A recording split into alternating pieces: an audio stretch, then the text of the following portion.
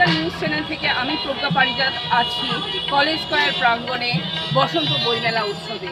এখানে অনেক স্টুডেন্টদের মানে ছাত্রছাত্রীদের ভিড় লক্ষ্য করা যাচ্ছে, কারণ এখানে বই কিনতে গিয়ে বই ডিসকাউন্টে পাওয়া যাচ্ছে এবং সেই ডিসকাউন্টটা এতটাই, যেমন 200 টাকার বই 50 টাকায় পাওয়া যাচ্ছে এবং অনেকেই বই কিনেছেন বা কিনছে।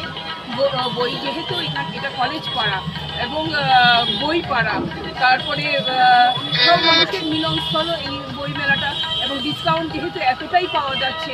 গতকালকে যেমন বিপ্লব হালদারও 1000 টাকার বই 500 টাকায় কিনে নিয়ে গেছেন, এইরকম ডিসকাউন্ট পাওয়া যাচ্ছে।